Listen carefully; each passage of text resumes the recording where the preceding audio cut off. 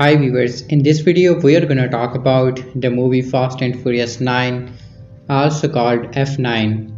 We will discuss the movie story, summarize plot, and we will also talk about its cast and characters. We will delve into the movie budget and box office performance. We will also explain the ending of the movie and also reacts on the movie. So let's get started. I didn't have many notes on F9, the latest installment in the Fast and Furious series, but one near the top of the first page could stand in front of the others. Oh, sure, why not? That was in response to a moment showcased in trailers and ads, wherein straight racer and thief turned globe-trotting super spy Dom Toretto Van Diesel evades pursuers during a jungle chase by triggering the rotor booster on his chopped-up vehicle.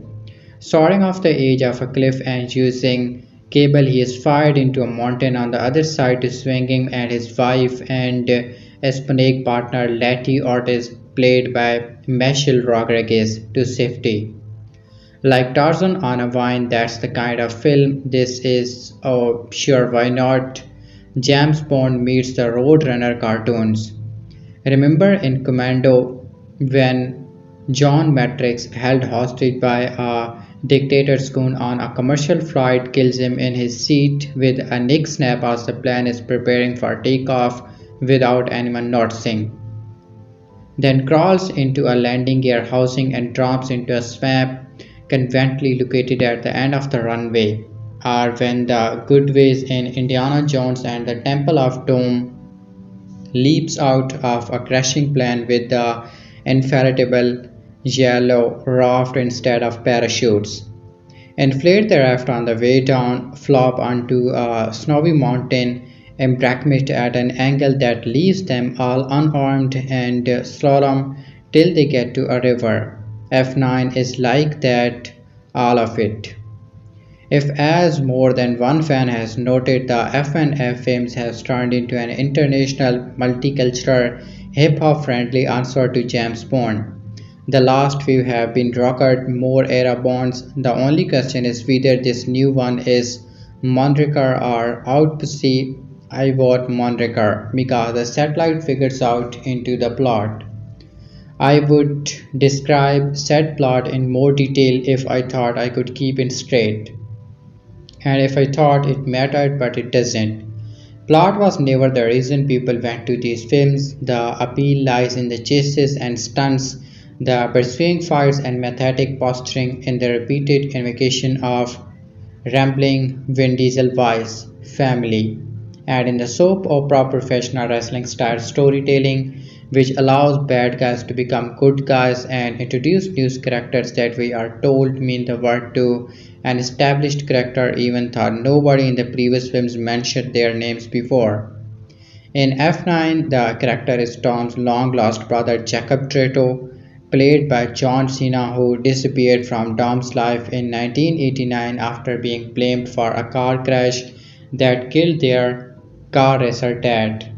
In the present day, Dom is living off the grid with Letty and their son when Roman, Tage, and Ramsey shows up to inform them that National Security bigwig Mr. Nobody captured their old antagonist Cipher, played by Charlize Theron, introduced in The Fate of the Furious. But the plane taking her to prison was attacked by refugee agents and crashed in the fictional Central American nation of Montequinto. Cut to Montequinto, where the gang combs through the wreck while dressed as if they are going to barbecue. Turns out Jacob is behind the crash and brought Cipher to his boss, a young, rich, Northern European psycho named Otto. Otto wants to record and assemble two hells of a top secret device that can control the security networks of every country on the planet. He also has a dad who is referred to but never seen. Cast Mads Mikkelsen in the 10th film You Cowards. The Hispanic aspects get even more complicated from there, and as it most entities in the back half of this franchise, none of the twists matter in any meaningful sense, except when they jack into the idea of Tom's band of brothers and sisters as an improvised family of outsiders. One that sometimes includes people related by blood but more often is based upon shared values, loyalty, and a willingness to die for the tribe. To that end, Diesel and Cena take the long lost brother and who did a heel turn thing drop dead seriously. They play it like it's a grand opera. I guess this is the most admirable and risky way to play it, kiddos, to any actor willing to look ridiculous, which is constantly a risk in the series. Even though there are times when you might recall that in other projects, both Cena and Diesel have been funny, and nobody asked them to even smile here. It's all dark and stormy all the time. After a certain point, Cena squalling, glowering, and jaw flexing gets a bit dull. You may start wishing the movie would skip ahead to the big confrontation between Dom and Jakob that settle all family business. The concluding moments between the characters are moving, in a world wrestling entertainment short of the way. The action set pieces are thrilling and internationally hilarious through the digital effects and compositing every in quality. Some shots bring fantastic panoramas and impossible stunts to life in a way that makes you believe they could happen. Others look like images from the horrible Earl August or when Hollywood filmmaker ask vet houses to do things the technology would not yet support. There's a gleefully trash subplot about two-thirds of the way through the gives fan that they have been only half jokingly saying that they want it from the franchise for years now. And the Modecinto section suggests that might happen if Tom and company visited Jurassic Park. The CGI shots of cars and trucks on winding rainforest roads are so gloriously pyramidal that you would not be surprised if the crew was attacked by Velociraptor. What else do you need to know? There's a truck chase at the end that could have been an outtake from the 2007 Speed Racer and a long action scene where a character rappelled from one end of a city to another. Or so it seems because the sequence goes on for what feels like half a day.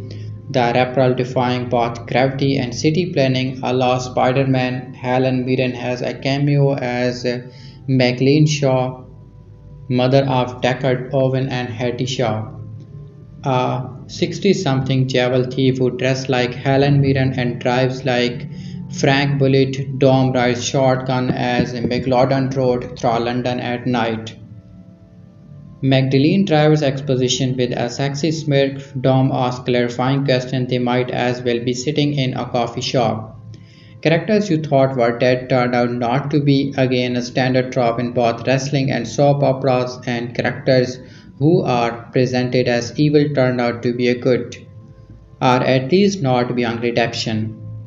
Ditto, the franchise also goes the other way where it feels like it, like the Bond films and Mission Impossible. These are superhero movies where nobody wears a cap.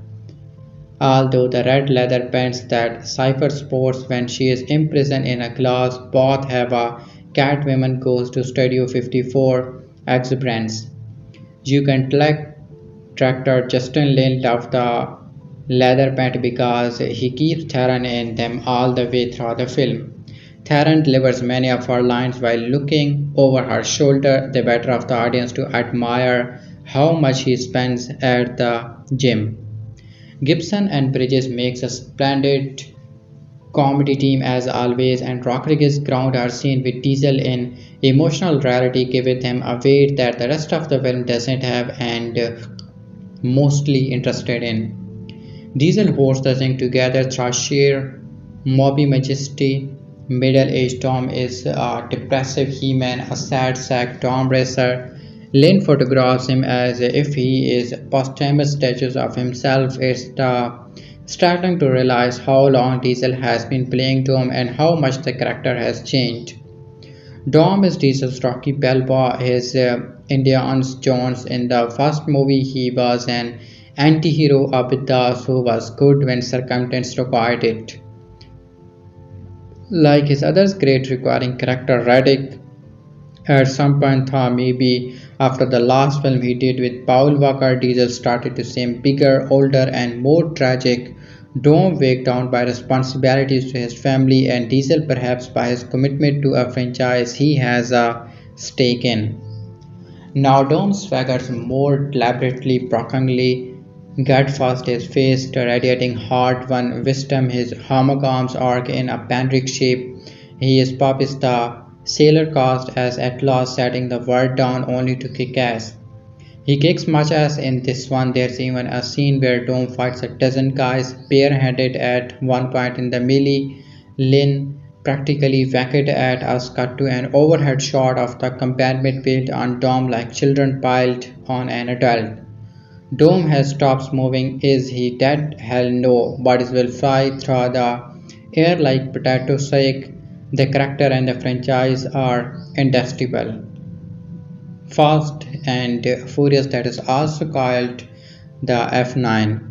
Lemon of the great and rural blessed farmer criminal Dominic Toretto, played by Vin Diesel, doesn't often look in the rearview mirror, but when his long estranged young brother Jakob, played by John Cena, re-emerges in bad company, the security of the planet is suddenly in his hands.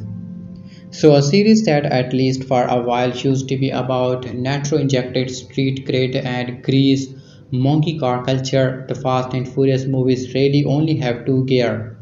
You have got fast and you have got furious. Stunts have gotten bigger, glossier, and faker, but even at their worst, they have always been speedy, dangerously so. And just as crucially, every utterance about family out of Vin Diesel's mouth has a ponderous solemnity to it. That's the furious part. Over 20 years, the plot have detoured into globe-hopping spy nonsense, and these muscle cars have definitely hopped, sometimes with their own parachutes, yet the white-hot melodramas has skyrocketed in tandem. Director Justin Lin, who preferred the formula with 2011 tirelessly dumped Fast 5, is back in charge after sitting out two labs during which the production grappled with the ultimately death of co-star Paul Walker and some intra-actor pitchiness. Lin's Fast and Furious 9 feels like a rejuvenation. That's not just a foam stocking, it's a thrill to be back in front of something big and loud. The film is a return to principle, and if it goes off the rail into poor Salinist almost irredeemably at one point, there's at least one ethos to it.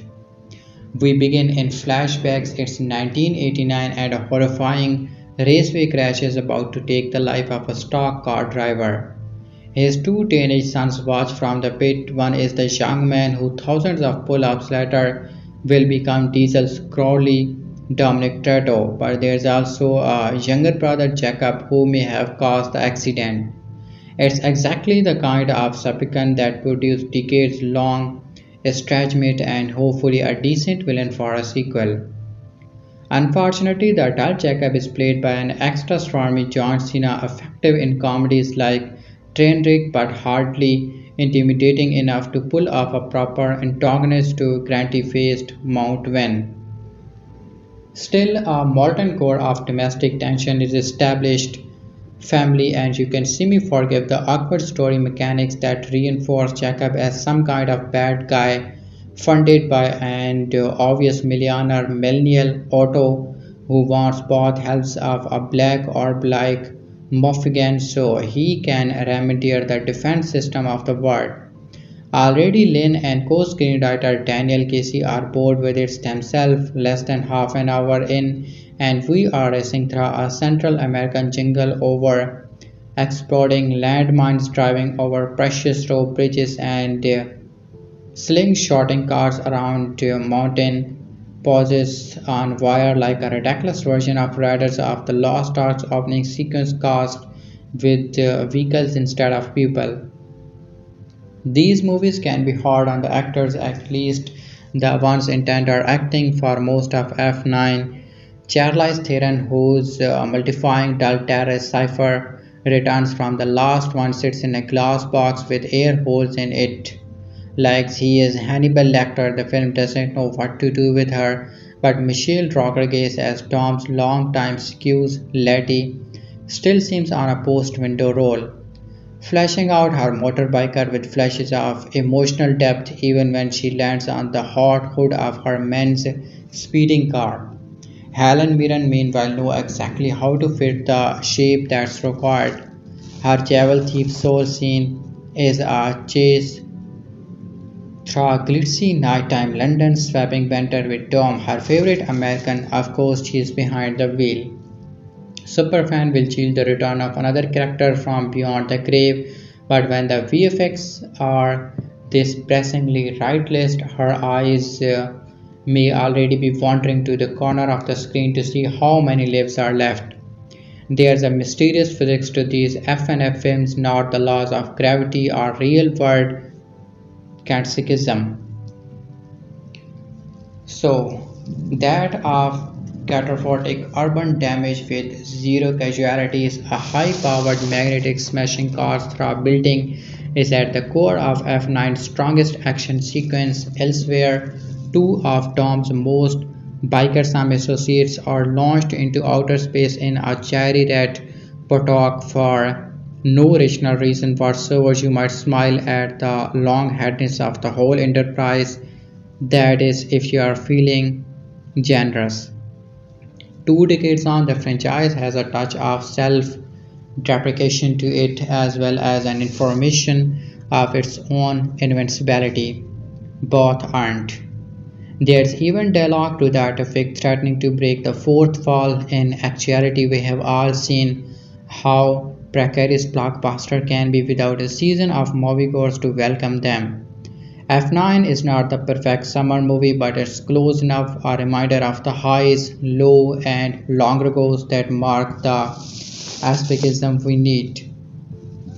Course correcting to some degree with the return of its most inspired director, Justin Lin's latest F and F installment is a little too plastic at times, but back on track. Fast and Furious 9 that is released in 2021.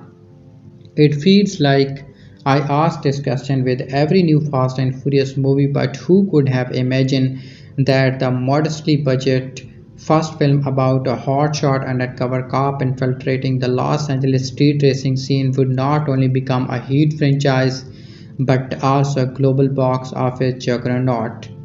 Yet here we are 20 years after 2001 The Fast and the Furious with the ninth installment of the immensely popular series, and if you need further proof of its beloved status, the film has already racked in nearly 300 million in its limited international release. Impressive numbers, especially during a pandemic. I am still not sure of the official title Fast and Furious 9, F9, Fast 9, Furious 9. The names got wide several movies back, but I'll call it F9 for the sake of simplicity. F9 sees the return of director Justin Lin, who also co-wrote the screenplay with Daniel Casey. It also sees the departure of screenwriter Chris Morgan, who had previously written every film since 2003, Too Fast, Too Furious. But the central cast all return, led by the heart of the film, Vin Diesel's Dominic Toretto. Also returning as Charlize Theron, saber-terrorist antagonist Cipher, and joining the franchise for the first time is John Cena. F9 continues a trend that started in Fast 5 when the series was given a pretty substantial makeover. That's when it fully embraced the crazy over-the-top collaborating spectacle.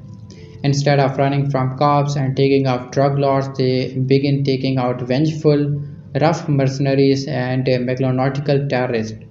Plans for global annihilation were thwarted not by government agents or supervised but by gearheads with souped-up cars. And each new movie aims to one up the previous ones with wilder, naughtier action. F9 sticks close to that formula, meaning audience how exactly what they are going to get. F9 shines in the action departed but struggle when it comes to story. I say that completely aware that people don't go to Fast and Furious movies for their deep immersive narratives. Yet most of these films are threaded together with just enough plot to keep things interesting. F9 tries some new things, especially in its attempts to flesh out the history because between teaches Tom and his estranged kid brother Jakob, who is also the film's chief antagonist. There is a ton of old family baggage, and the movie spends way too much time unpacking it through frequent and lengthy flashbacks that are more invasive than intriguing. These scenes repeatedly sap the movie of its energy. Every other thinly detailed storyline just seems to be there to set up the next action beat. Jacob is after a digital doomsday device called Aries, which puts a damper on Dunn's retirement with Letty Michelle Rodriguez and his young son. Jacob's motives are muddled at best, but he is a big enough threat for Dom and his casual escorts to catch up and go after him. That leads to a number of outrageous and mostly fun action scenes in places like Montecito, Edinburgh, and Tokyo, most involving some form of vehicular combat. Lin flat out knows how to stage, shoot, and edit these elaborate sequences, and that's one place where F9 doesn't appear. The action is stunning with its clear where the bulk of the film's $200 million plus budget went. Still, it's hard to shake the clear issue with the writing. To be fair, things like logic, reality, even physics simply don't apply to these movies. You have to return off a portion of your brain and let some obvious questions and concerns drift off into the ether. But in F9, some things are hard to look past, including the after-mentioned blend and momentum. The zapping flashbacks also never has the series had a more genetic threat to face. It's not the fault of Cena, who starts off as stiff and emotionless on a T1000 but loosens up over time. There's just no story for him to work with. He is a bad guy looking for a thing that could essentially destroy the world. The sibling dynamic is supposed to add an extra layer but doesn't. Instead, I spent my time wondering how Jacob has never come up in a franchise so heavily about family. The main returning character all do what you expect them to do. Don speaks in his signature super seriously gross and still has his affinity for white muscle shirts. Letty Broad's lock and overprotecting mother but can still hold her own against any of the guys. Roman, played by Tyrese Gibson, and Tage, played by Chris Ludacris Bridges, offer up the film's comic relief. Mia, played by Jordana Brewster, brings a sweetness to the film, while the spirited Ramsey, played by Natalie O'Monial, may be my overall favorite of the bunch. We also get the return of Han, played by Sung Kang, a welcome old face who adds some, not a lot, much needed depth. Other characters don't fare as well. Theron gets a thickness role and spends the bulk of her few scenes in a magneto-like plastic cell. Kurt Russell's Mr. Nobody appears in a couple of transmissions and flashbacks, then vanishes. I am still not sure what happened to him. It's always good seeing Michelle Rocker and Helen Mirren, but here they mainly just make appearances. Instead, time is wasted with needless cameos like a Crank Shots Cardi B scene that's only there to have Cardi B in the movie. F9 is a tricky film to review in a very real sense. This is exactly what true fans of the series want. It makes no apologies for its over the top silliness, and it never pretends to be anything other than what it is. For the reasons fans will watch and probably leave please, but those who may be growing the 20th bit ride of the franchise formula may find themselves checking out during the film's lengthy runtime.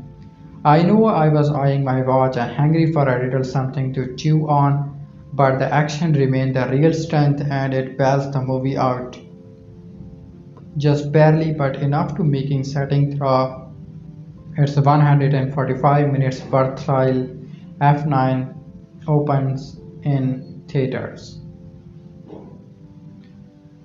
Fast and Furious 9, that is F9. The gang are back for another bout of deafening and magnificently silly, gravity-defying action, leaving plot logic in the dust and driving their cars into space. After 9, the gigantic storyteller harmonies of the Fast and Furious franchise has finally ruled over me like a tank.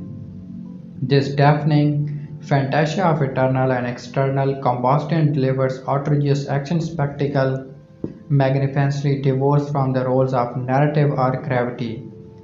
There is one shot of a car driving up the far side of a rope bridge that has been cut and whose loose rope fronds are collapsing behind the car into the abyss. I think we can include Isaac Newton among the people who are getting their asses kicked here. The series has appeared to reach a kind of mature endpoint a few films back, with one solemnly called The Fate of the Furious, but then it's just powered on through with more films and more driving silliness, featuring Vin Diesel, the sure name strongly inscribing his career fate. As the gang leader and international super agent Dominic Toretto driving every fast speaking very low in a deep rumbly voice and occasionally mogging his compatriots. And FF9 gives us some great comedy from Terry C. Gibson, who really comes into his own as funny performer here, playing Roman, one of Dominic's crew who has a kind of soccer-eyed existential crisis as he realizes that he and everyone else in the film has taken part in a large number of unfeasibly dangerous missions without ever getting injured. And he begins to think that he must all be what superheroes, gods, actions in a movie. Roman gets an uprisingly superior scene with Tej, Chris Ludacris Bridge as they somehow got blasted off into space in their car to destroy a satellite. The deal now is that fatherhood has supposedly given Dominic a zen indifference to his previous life and he is out of the game. Doing what? Being an Uber driver? No. He is apparently living on a farm with his partner Letty and their adorable little child. This incidentally was the point of maturity supposedly reached in FF6 by Dominic's Paul Brian O'Connor, played by the late Paul Walker when he became a dad. It was nonsense then and it's nonsense now. The team shows up at the farm with news of a new crisis and Dominic and Letty join them with hardly a second thought, leaving their child with well the whole babysitting childcare thing is dealt with very crossly indeed. Dominic turned out to have a brother Jakob played with straight-backed and purse-lipped venom by John Cena who is engaged in a plan to steal a Mafghani data module connected with a shadowy camping Mr. Nobody because Jacob has always been jealous of his tough elder bro. We see a racetrack flashback giving us as the brothers' traumatized backstory and the two boys are actually played by different actors. Vanny Bennett and Finn Cole, no digital justification here. Jacob is in cahoots with creepy German plutocrat Otto to take over the world and to that end has captured Cipher, Charlize Theron and imprisoned her like Loki or Hannibal Lecter. In a Perspex box, although she is surely allowed out of bathroom breaks, so Dom's gangs must get back together to take on his dysfunctional situation. In cities including London and Edinburgh 007 having made these locations acceptable and also Tbilisi and Tokyo. Helen Mirren has a cameo as naughty but nice cocky criminal Queenie. Some old cast favorites are revived out of the blue hang on for the closing credits sting, with some tough in check dialogue about how surprising is it some kind of them appear to have come back from the dead. It's all very moco and defiant and silly especially as everyone has now seen the viral video of John Cena speaking in impressive Mandarin Chinese apologically noted for calling Taiwan a country while on the FF9 promotional tour. Yet FF9 is cheerfully a refreshing change from the locked-on world of the slow and placid Fast and Furious 9 that is called F9 is in theaters. 20 years it has been 20 bloody years almost to the day since the Fast and the Furious came screeching out into our lives, and for relatively humble beginning as a serviceable point break knockoff. The series has grown to become one of the world's most profitable franchise, morphing into something approaching a superhero spy movie hybrid.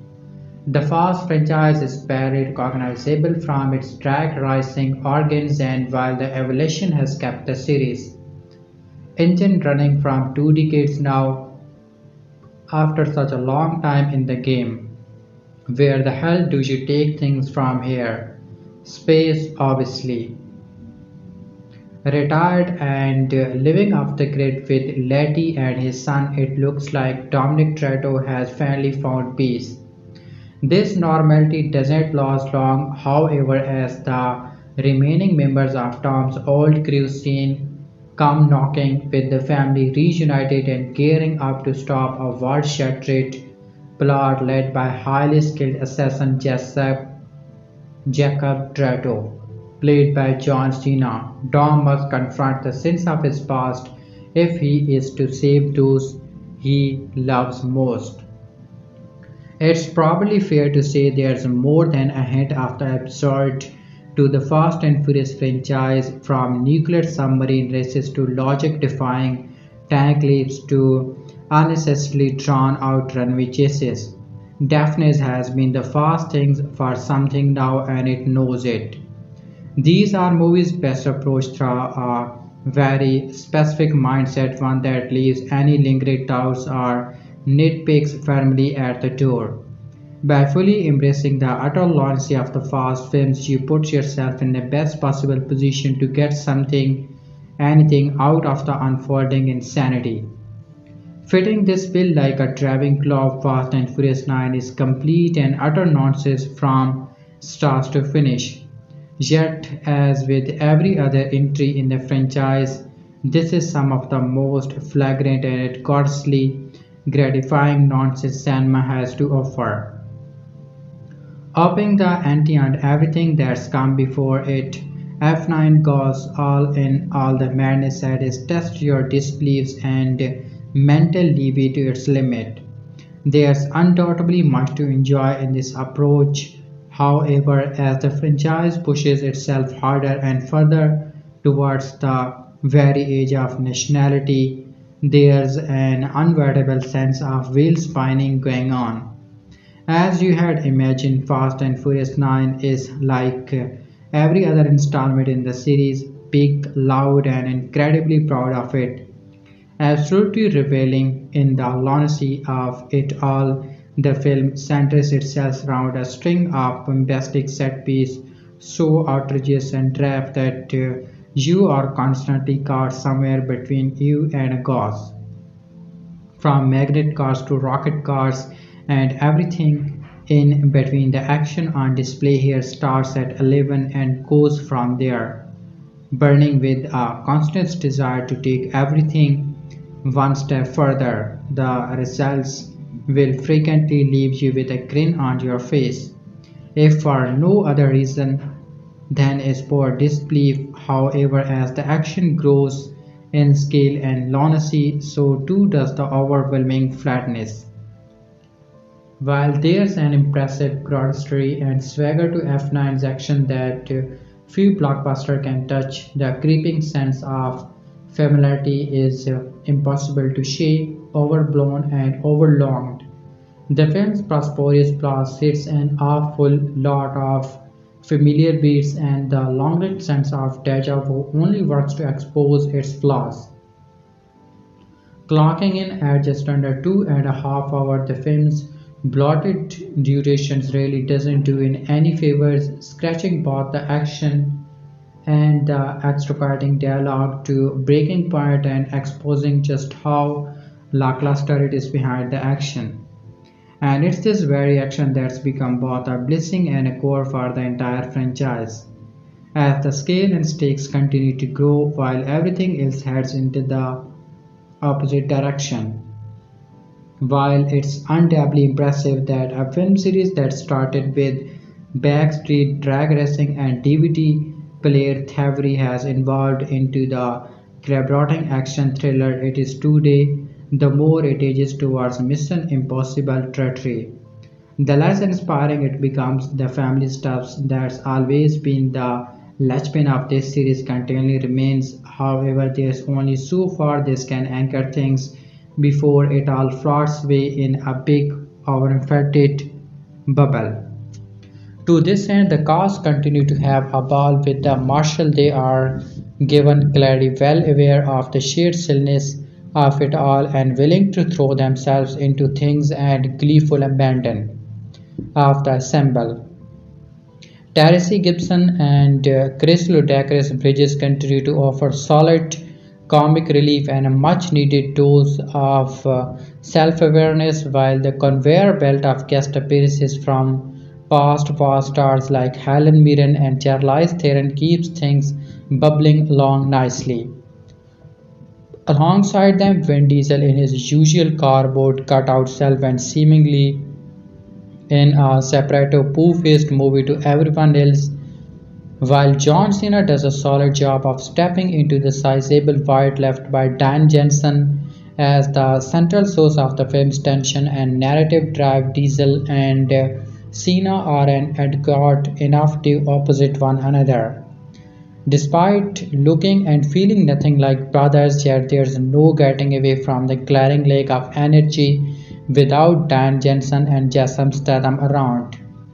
With the pair now shunted off into spin-off territory and no longer a presence in the mainline fast films, it's left to Diesel and the core family members to pick up the slack. However, there's just not enough there to concentrate. While there's little doubt that this is a Van Diesel franchise through and through, the man lacks the fundamental charisma to carry the whole things and make it work beyond a ragtag collection of action bits. However, as ever with this series, Fast and Furious 9 will be judged not on its characters, dialogue, or plot, but on the sheer absurdity of its action. Clearly aware of what makes this franchise tick long term, Fast director Justin Lin's after the kind of action we have seen a million times before, yet despite the familiarity, the film's sheer hot path cannot be denied.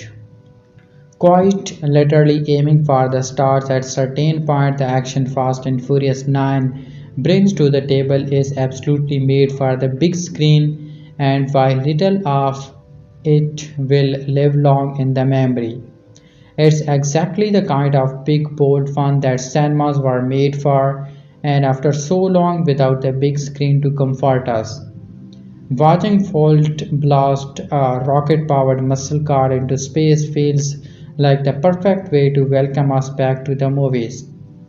More over the top than ever, Fast and Furious 9 represent another high water mark in bonkers action for the franchise, with a clear knack for the prosperous director Justin Lin sends the Fast series hurtling further into orbit to offer something that's just about the right kind of stupid.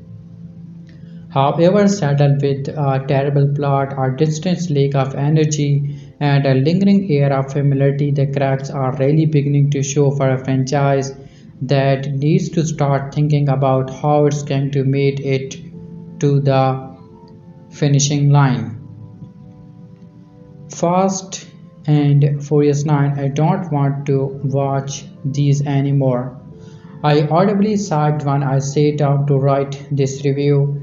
The Fast and Furious crew are back for another outing in this irrespectability endless franchise of dumber than a bag of hammers action movies that have remarkable diversity in their cast and crew, make billions of dollars, and yet I cannot stand a single one.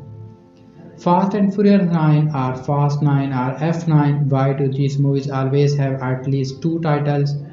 Is directed by long-time franchise helmet Justin Lin, who returns after his last entry 2013 Fast and Furious 6. In his absence, the franchise has experienced horrible tragedy with the loss of Paul Walker and a serious identity crisis in 2017's The Fate of the Furious. The typical Van Diesel-led melodrama, starting clashing widely with Dan Jensen's over-the-top energy that becomes self-aware at times. It was obvious that the producers were more interested in potential spin-off rather than the main plotting that usually drive these movies. I, as someone who doesn't like any of them, really did not enjoy Fate, so I am happy to find myself feeling that Fast and Furious 9 is much more consistent in its tone and focus. And that is definitely because of Lin's return as director. He built what his franchise mostly is now and knows exactly what it needs to do in order to survive future installments. From the very beginning, things feel different. We open with a flashback set in 1989. A young Dom Toretto, played by Vanny Bennett, is working in the pit crew for his father's racing team, assisted by young brother Jakob. Their father then dies in a flaming wreck, something mentioned in the very Fast movie in 2001 as the rest of the present day movies goes on. We cut back to more flashbacks of these two brothers clashing with one another over Jacob's possible responsibility in their father's death, leading to a climactic car race which splits them apart forever. All of these scenes became by far some of the most interesting storytelling in the entire franchise. The writing is solid. Barrett and Cole performance never veer into characters and instead portray these young men as tormented kids. And Justin Lin and cinematographer Stephen F. Vinson shot the flashback on film as well. The climactic race between Dom and Jacob uses minimal CGI, something that made previous racing scene look fan-made, and I found myself emotionally invested in their story. If there should be a spin-off of anything, I would love to see a full movie of these younger characters in this grounded and efficient style that Lin employs. But that great part of the movie is only about 10 minutes of the 2 hour and 25-minute runtime. So what about the rest of the movie? What can I say other than it is mostly the same Fast and Furious thing, different day. Dom, played by Vin Diesel, more dead serious than ever, and his team of racers and mechanics turned international super spies has to get a thing to stop a thing, and blah blah, does it matter? It's a dumb ball that does some technoble nonsense. John Cena rock up as Dom's long lost brother Jacob.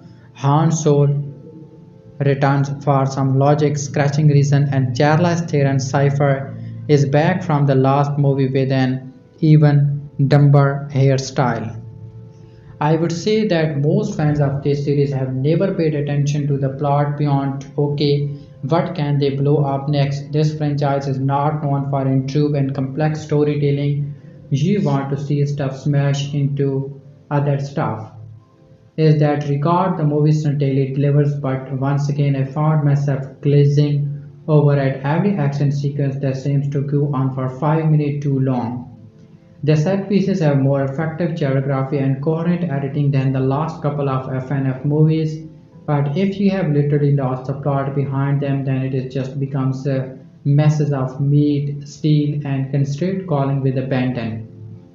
Watching this movie is like watching a blender. All of these wide and disconnected ingredients are put in at random, making you think this will not turn out so well. It doesn't. And then you have to watch it all the disintegrated and mashed together into a singular paste of nonsense, complete with a defining nose that stops you hearing your own thought. The result is interesting to say the least. Maybe I truly am the wrong person to ever review these movies because I honestly cannot disconnect my brain from logic and reason. These movies demand that you ignore physics and basic intelligent comprehension and just cannot. Every single character should be dead a thousand times over in every action scene. And every reason the filmmaker came up with to explain why they are not in laughable bed. How can Vin Diesel fall 100 meters down a missile silo, land in a pool of water, go unconscious, survive all of that, and still be able all 100 kilogram of him to be carried out of the water by Michelle Rodriguez? I am asking questions that fans of the franchise freely ignore because they see these movies are poor, dumb fun, and that's okay.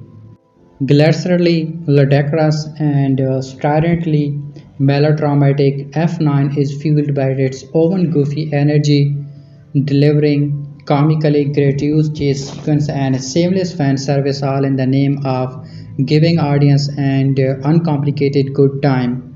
Over the years, the Fast and Furious films has transformed from modest car-centric action flick into full-blown surprise spy thriller that could compete with Mission Impossible, never losing their sense of humor along the way. And director Justin Lin answers the reign of the first time since 2013 Fast and Furious 6 handily balanced the ungauntly somber proclamation about family with the outlandish action set piece.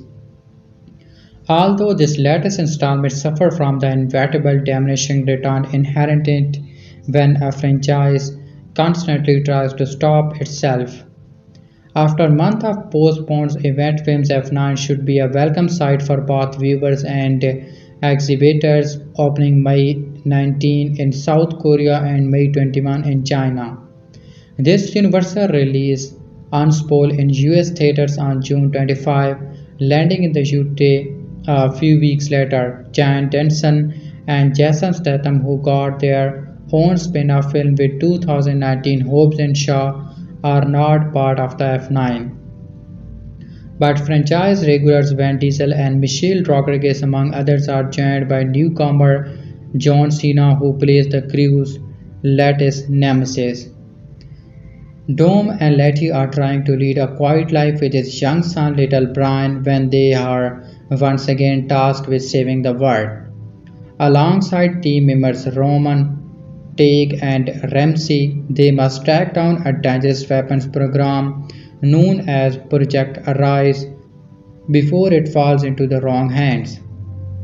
But to Dom's surprise, this means he'll be scoring off against Jakob, his estranged brother, an assassin working for some nefarious individuals.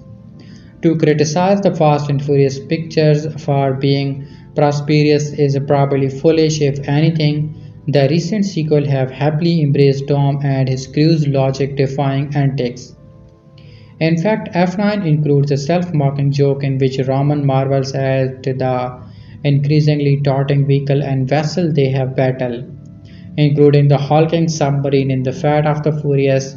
Lin, who co-wrote the screenplay, has an intention of slowing things down now, laughing in the face of physics, common sense, as cars swing through the air as if they were Spider-Man or zoom through a landmine stew field so fast that the detonators cannot go off in time. On a superficial level, these amped up showstoppers can be dazzling in their aggressiveness, even if the CG effects are so prevalent now that the characters are little more than weightless digital avatars jumping around the frame. Nonetheless, Lin, cinematographer Stephen F. Wilson, and the film's three-credit editor conspired to give the action sequence a breathless, headlong rush. And there's a fair share of wit on display as well, in particular during a couple of set pieces which make diggy good use of high-powered magnets. But the jolly inventiveness of the action scenes only underline how painfully corny the drama is by comparison. One of his series' trademark is only overly ponderous focus on the importance of family. The characters cannot go more than 10 minutes without talking about how family means everything. And F9 enlarges the theme by introducing Jakob, who shares a past with Dom that will play out in Torsley Ernest flashback, which give us new insight into this stark individual. Diesel, who also produced, makes sure that Dom is viewed as a nearly mythic light, and the actor's gravelly line delivers while made to seem soulfulness and very tend to be unintentional funny because of the heavily self-conscious gravity he brings to his performance. Taking their cue from Diesel, the cast tends to glow more than really emute. Those stepped in the franchise lore will appreciate F9 nods to sideline supporting characters, including a few whose return to the narrative is sure to bring cheers to a packed theater. But some of this fan service ends up failing force as one action sequence that satisfies a desire many Fast and Furious aficionados have long harbored about where the sequel might go. But such moments, while admirably cheeky, starts to seem like boxes the filmmakers needs to check off. Not unlike the familiar raffling between Roman and Tage or the cameo from Charlize Theron who reprises her role as the coldly calculating villain Cipher. As fast and furious as F9 races along, it cannot quite outrun the impression that these films are losing some of their freshness. Fast and Furious or F9. How could F9 possibly shock and you audience after all that's already gone down over the past 20 years? They do it by turning hard into familiar, Fast and Furious retain of macho melodrama and full throttle plot twist, then taking the car stunts to absolutely atrocious new heights. In his latest returning director, Justin Lin brings plenty of his signature character moments and skill for captivatingly capturing complicated stunt sequence, making for a sequel that is both outlandish and big-hearted.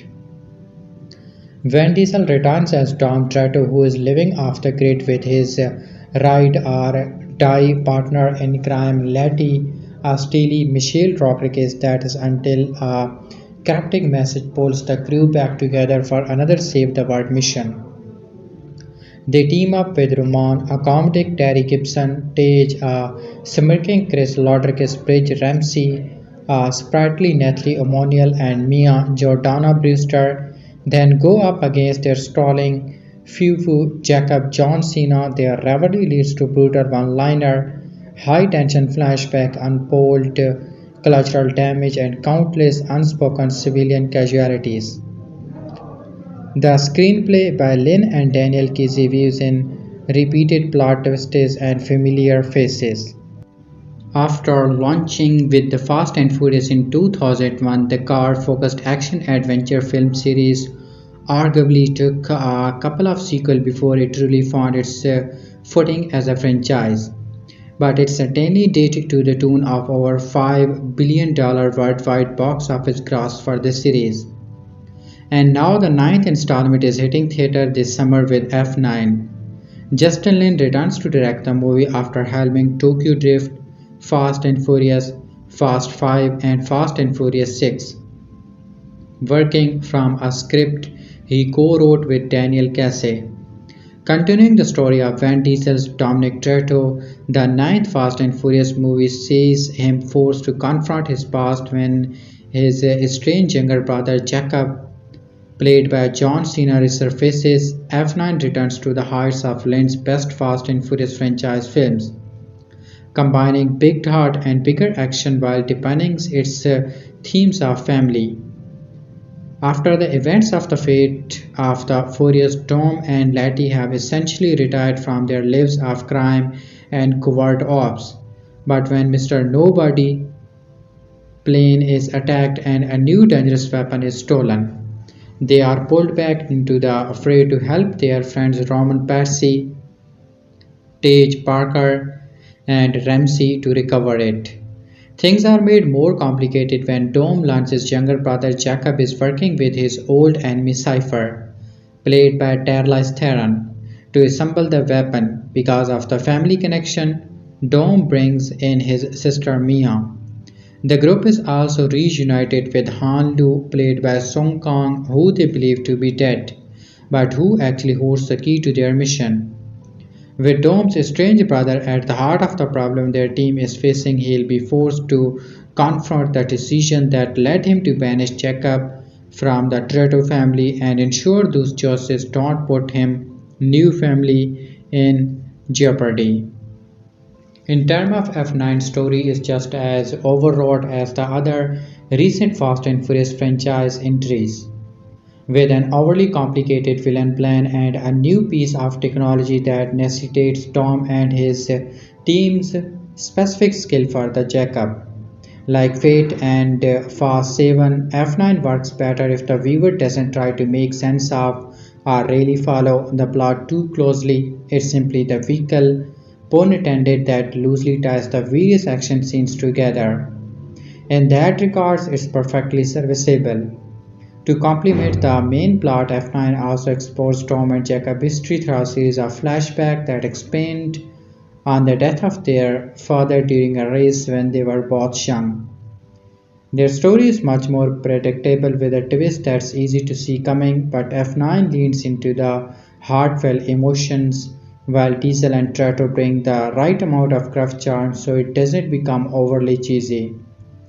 The sibling rivalry trope is an old one in film and television, and F9 managed to pull it off in a compelling way, due in large part to the film capitalizing on the franchise history already being deeply entrenched in family. F9 is still an action adventure movie about fast cars, and it delivers plenty of accelerating high speed action sequence in true Fast and Furious franchise fashion. F9 continues to, if not entirely, flout the rules of science, playing fast and loose with them in order to bring some fresh ideas to its chase scenes. Landmine dogging, magnetic strong enough to carry cars, and trips to space are all included within the sequence of F9. Plus, there's a positively delightful sequence that finally gets Helen Mirren's Queenie Shaw in the driver's seat of a chase scene. That and other sequences make for an extremely fun, albeit completely unavailable experience still, while the ideas in F9's big third act action scene are bigger than any other Fast and Furious movie. The sequence itself doesn't feel quite as epic as past films. It's not necessarily to the detriment of the movie through, and it allows the character stories, particularly those of Tom and Jacob, to come to the forefront. As a result, F9 strikes a nice balance between heart, humor, and action that ensure the movie doesn't feel like a shallow auctioneer while still feeling fresh. Ultimately, F9 is made to be a summer blockbuster or popcorn movie that's big, silly fun, and in that sense, Lin delivered exactly what expected. The Fast and Furious franchise truly hit its stride around Fast 5 and Fast and Furious 6 when Lin effectively took a buddy action series that swapped out its buddies a few times and expanded its entries into assemble vehicles. While the more recent movies may have struggled to maintain that same fun group dynamic and splendid, its lost character with bigger action scenes. F9 is a return to form with Lin back at the helm and stronger character stories present throughout the movie. It has all the big fun action of the best Fast and Furious movies while still offering something deeper to ensure the core of F9 continues the franchise theme of family. As a result, F9 is perhaps the perfect movie to enter the summer 2021 blockbuster season. Its action lends itself to being seen on the big screen, so it's certainly worth watching F9 in movie theater where theaters are open and providing moviegoers feel safe, especially long-time fans of the franchise, with a number of character returns in addition to the most high-profile one is Han. F9 utilized the Fast and Furious franchise long history to great effect, Some of F9's recalling of that same franchise history practically is regard to Han's return and Jacob's addition to the Toretto family. May not work for everyone, but those who go into the film expecting a fun ride will get exactly that. F9 is the epitome of summer blockbuster. It's a big fun and that makes for a wholly enjoyable movie going experience. F9 is in the theaters. Fast and Furious 9 reviews are in and they are calling it the biggest, wildest movie yet. Start your engine. A handful of Fast and Furious 9 reviews have been given the green light, and each allows us a peek into what is the most shortly the wildest installment yet. But the LD response is not all overwhelming positive while you know what you are in for. Were to step into the family and chronicles world of Dom Toretto and his gang of street racers stunts action heroes, there is a slight suggestion that the series is drifting along in first gear. The movie is not out for a while and this will be released in theaters. Sometimes when you least expect it, a successful franchise will essentially morph into a different series over time. The Mission Impossible films become Bond films. The Fast and Furious films has become Mission Impossible films, but F9 is not constructed around an exciting mission. It's built around Vin Diesel and John Cena playing out the angst from the Toretto brothers' past. The family plot works even as you are aware of how thinly written Cena's character is, but it's not enough for an anchor. It's more like an excuse. This series didn't need more heart, it needed even on screen to get more. Fast and Furious, this is far biggest wildest gravity defying East. Fast and Furious installment is Fast and Furious 9. Vin Diesel's running out of fuel. F9 is like a roadside accident you cannot look away from. F9 Vin Diesel wrong running action franchise is desperate need of refueling. A confession: when I was younger, I used to enjoy the Hummer in Michelle Bay movies. This way around the same time that most movies night with friends invariably involved repeat viewing of the Fast and Furious Tokyo Drift. Two things have happened in the last decade and a half. I have outgrown the Javelin comedy in Michelle Bay's films, but I have also doubled down on my belief that Tokyo Drift is the best entry in the Fast and Furious franchise. A recent rewatch confirmed as much, but if one's childhood taste prove everything in this, regardless of whether or not you evolve, another generation of teams will take your place as the target audience for films about wearing remote planes and drifting cars. This doesn't make your old opinion invalid, but it certainly makes it difficult for you as an adult to define the kind of nonsense you tweaked on as a child.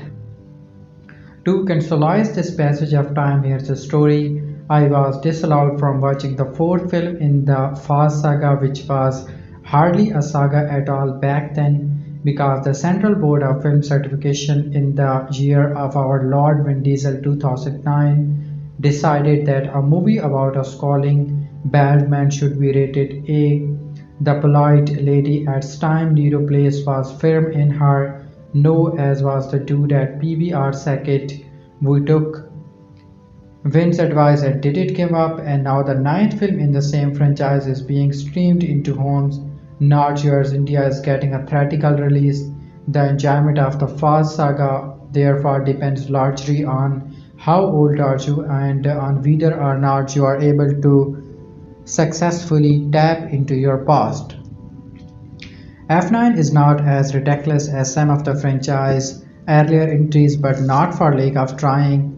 The difference this time around is that its effort to push the boundaries of believability are transparently mechanical. When director Justin Lin ended Fast 5 with a high-speed chase across Rio de Janeiro, it almost came across as too brazen, a move so unexpected for a series that was originally about people who stole DVD plates, that you had no choice but to smirk in admiration and sit back for the ride. This is similar to what happened when Tom Cruise decided to personally skate the Burj Khalifa in Mission Impossible Goose Protocol. It seems now both Cruise and Diesel are solely motivated by the unquenchable desire to undo themselves, and it's no coincidence that both of them landed on the same outlandish idea with which to escalate this launches space the final frontier. As we speak, Crowd is putting together a mission to the International Space Station where he will become the first person to choose a narrative feature. Meanwhile, Diesel decided to push this actual underwhelming Terry Gibson and ludicrous in Minim cartoon and told Justin Lin to film them flaunted in zero gravity against a green screen. What neither of them realize is that this increased the self-parody level to a degree that will be nearly impossible to recover from. The biggest surprise now will not be to set the 10th and 11th film on Mars or to have Luda invent a time travel machine so that Diesel can drive a Ford Model T off a cannon, but to scale down and create films that hark back to the relatively grounded origins of the franchise. The action in F9 conceptually is insane, but there is a flatness in the execution that stems from Lynn's decision to stage the film's most high-stakes set piece on stretches of highway. Besides the one scene in Edinburgh whose impact itself is totally undercut by poor Homer, the rest of the film action feels like an unimaginative, repetitive slog. The movie's soul racing sequence, however, serves as an unexpected blast from the past, or not just a narrative level, but also tonally.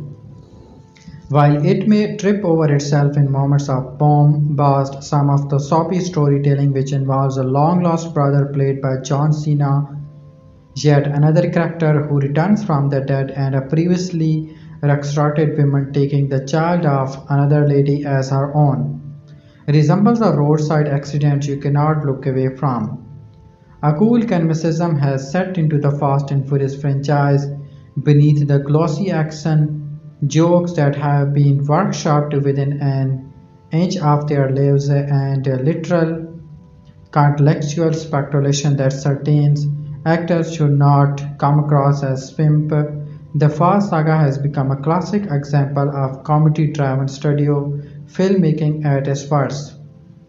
F9 is bloated beyond belief to the point that it seems it has eaten a tandoori platter in record time. It is now balancing into your face. This is forgivable. Many films bite off more than they can chew, but for it to be boring as well is absolutely unpardonable. Years from now, F9 will settle into its position as the Fast franchise forgotten entry, rockless, ridiculous, and ultimately irredeemable.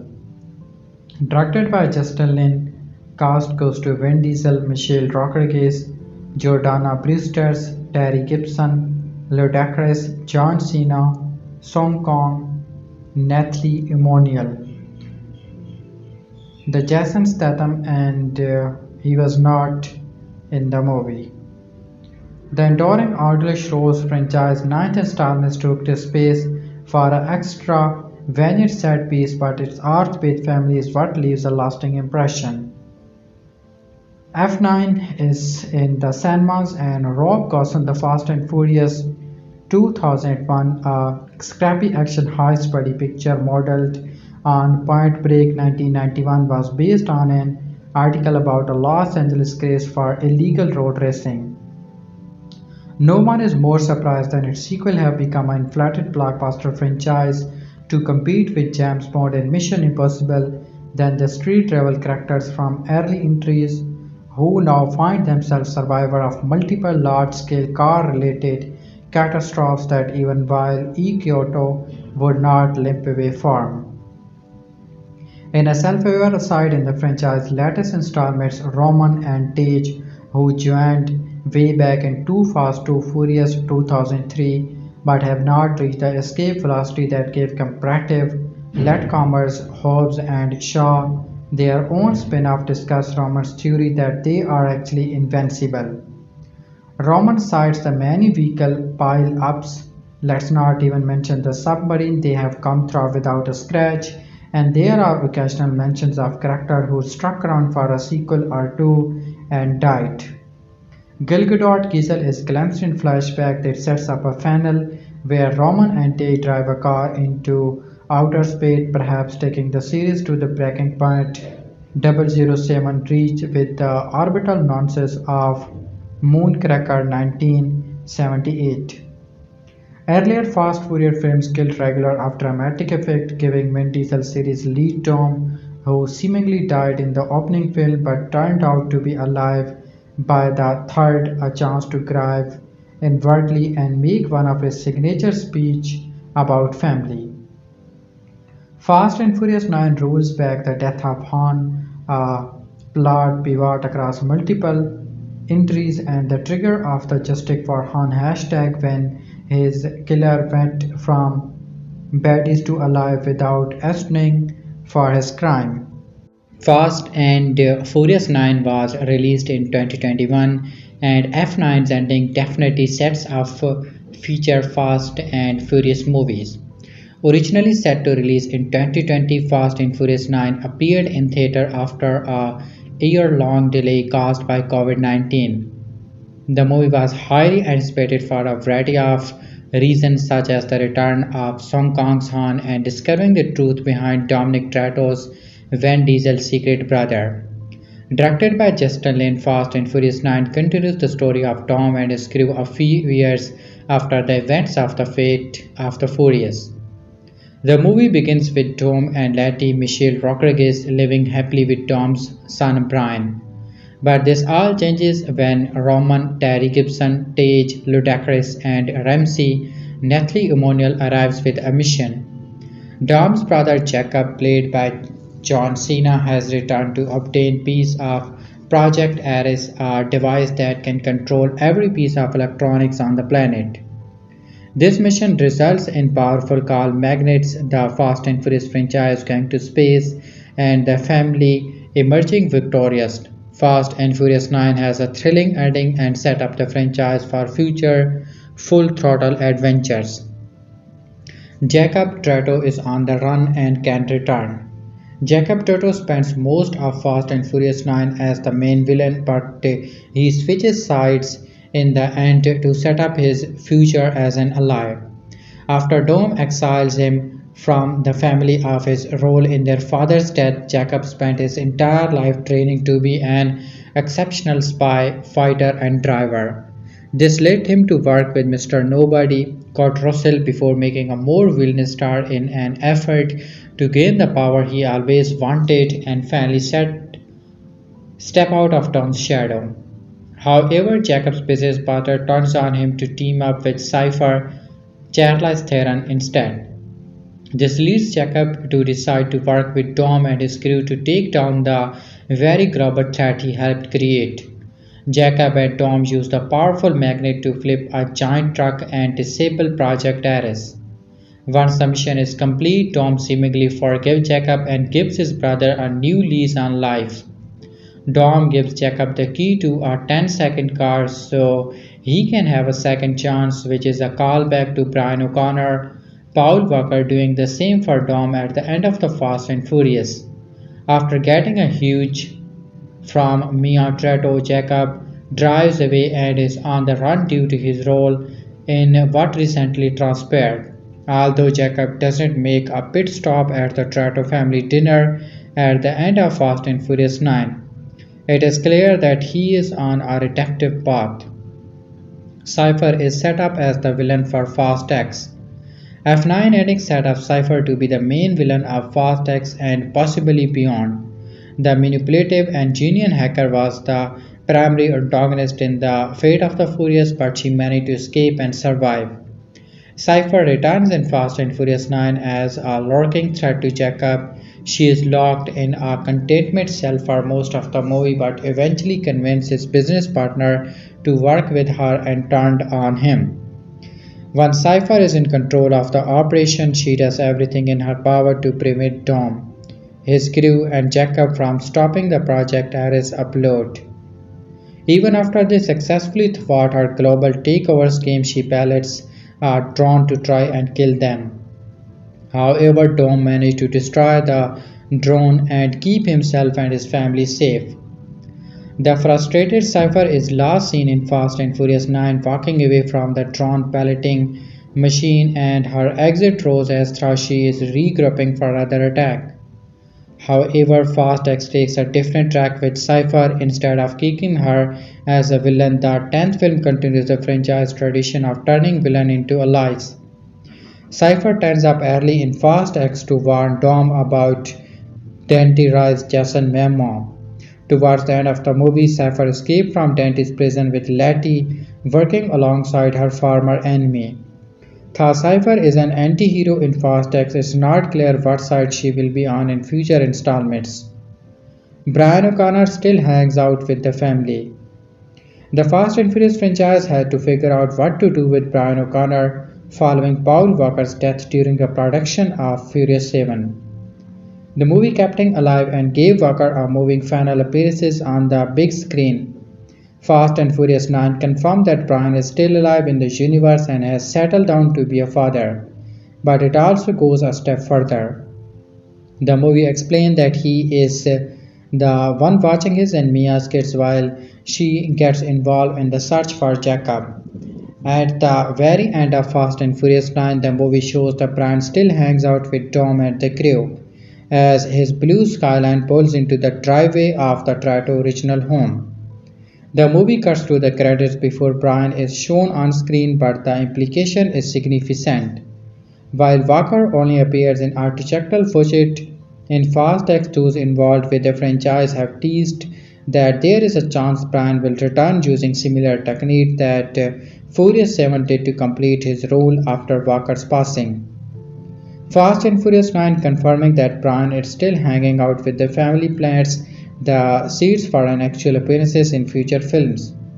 F9 post-credit scene Han gets justice against Deckard Shaw. The post-credit scene for Fast and Furious 9 gives fans an exciting tease at it pertain to the Justice for Han movement.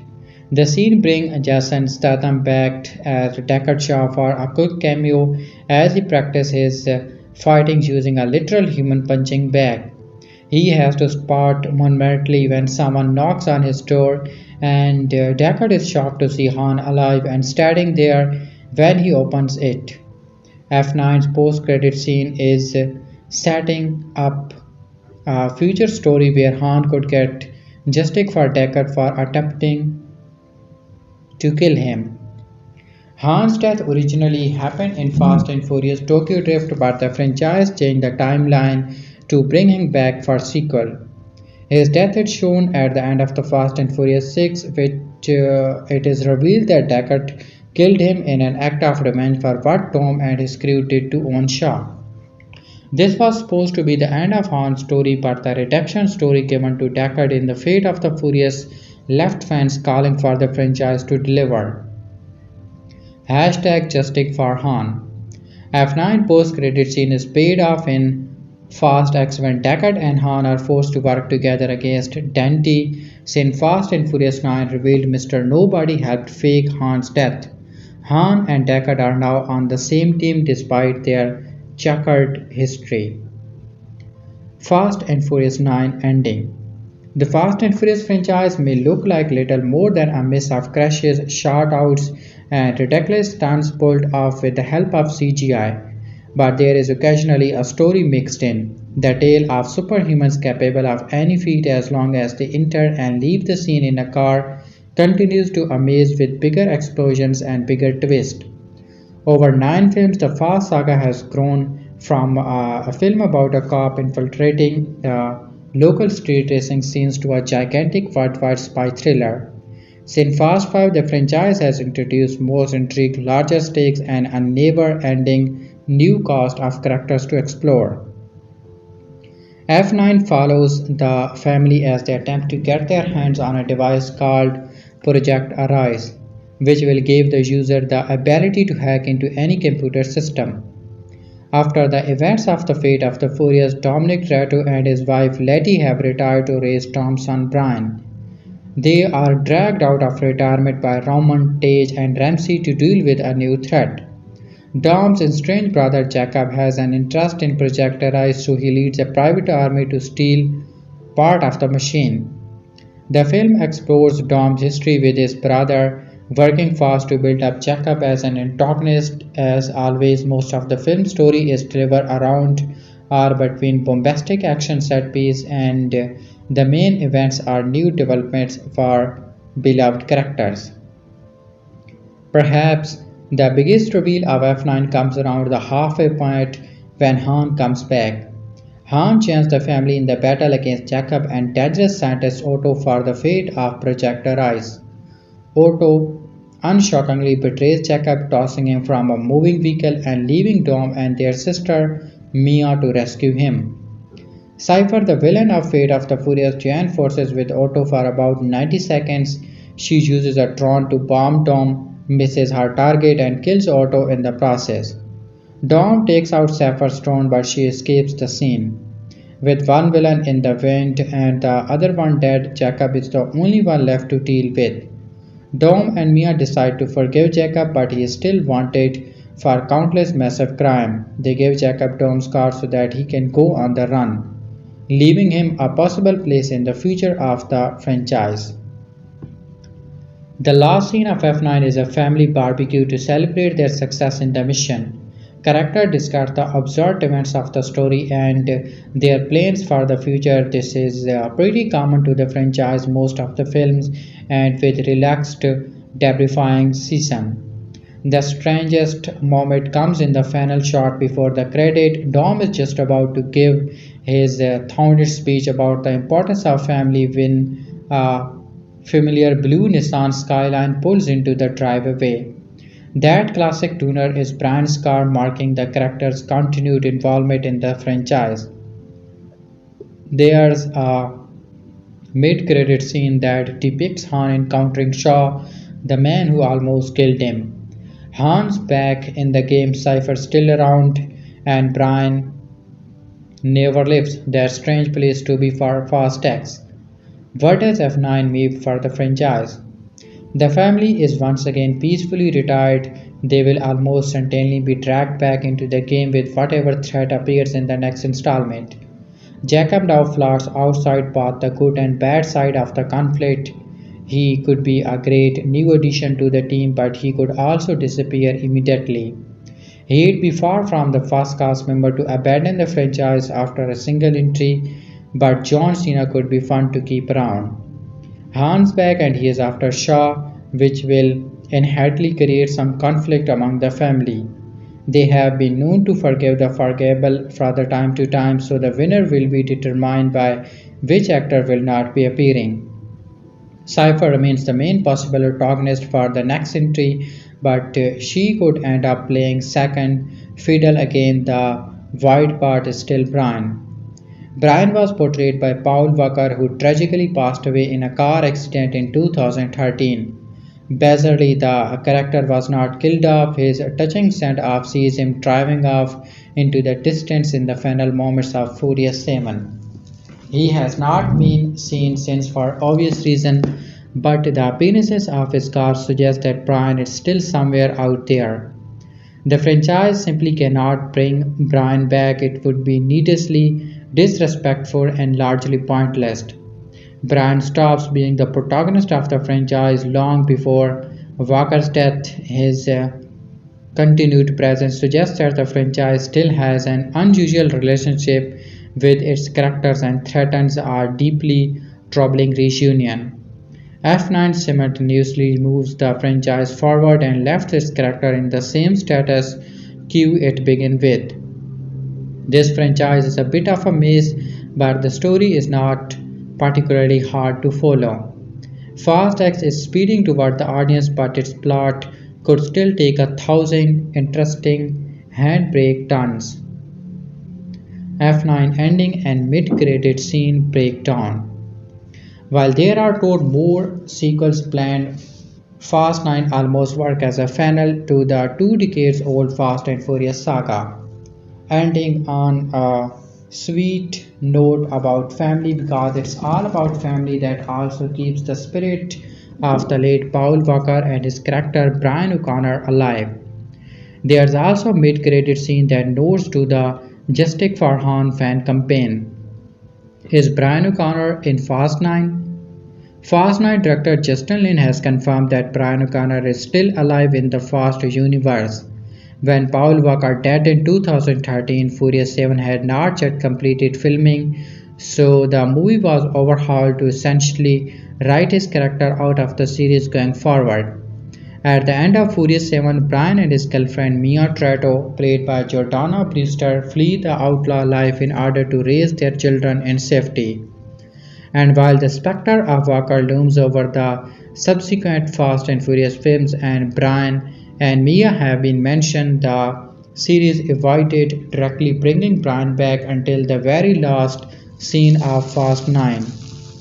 In Fast 9, Mia rejoins Dom and the crew to track down and stop their renegade agent brother Jakob Toretto, John Cena. Mia tells Dom that Brian is looking after his namesake, Dom's turtle son Brian, and their own kids while she is on this mission.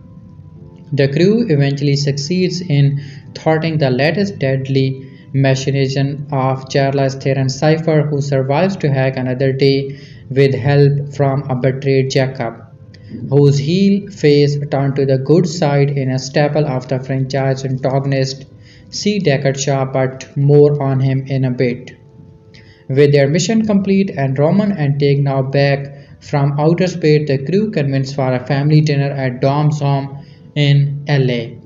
There's an empty chair, with Mia telling Dom that its occupant is on their way but running late.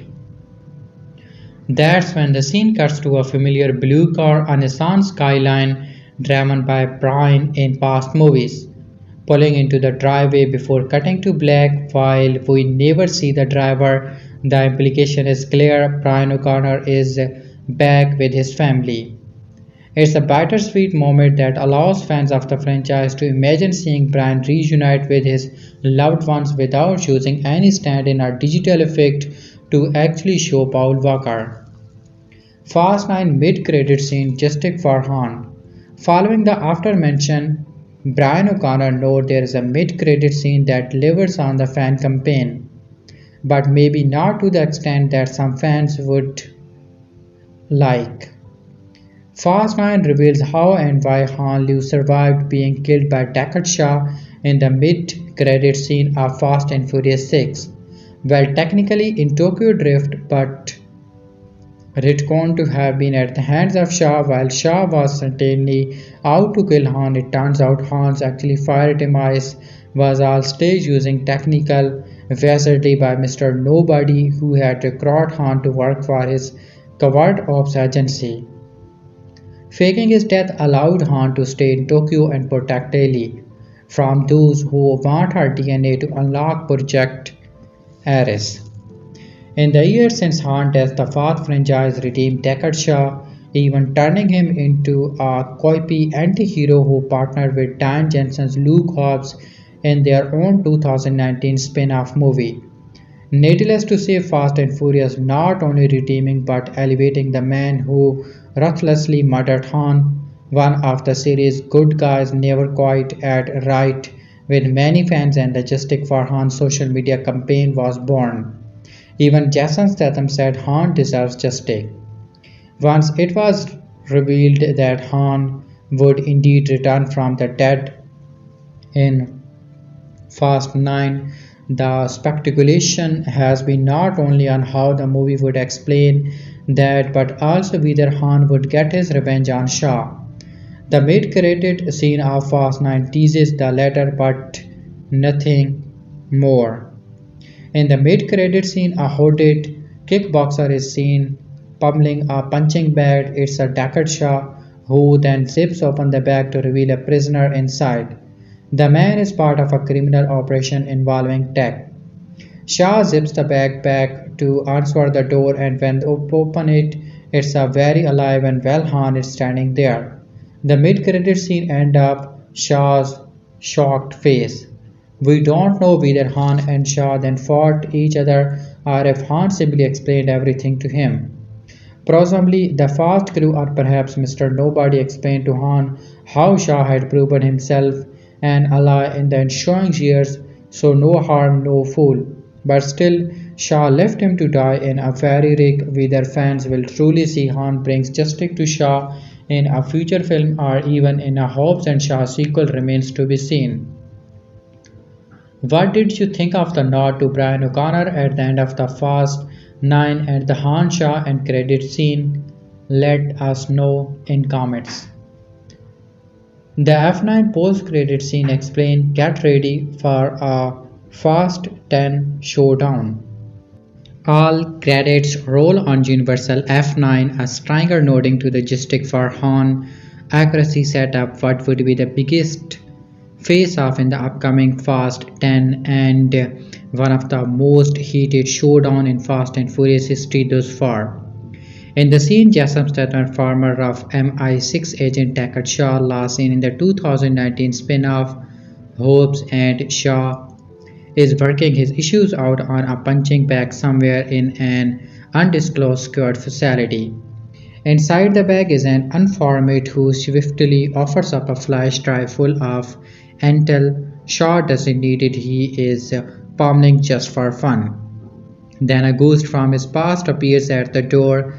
Song Kong's Han, whom Shaw ostensibly blew up in a fairy Tokyo crash in Fast and Furious 6, an act so heinous, so anti-family, so rude, it was depicted again for good measures in Furious 7.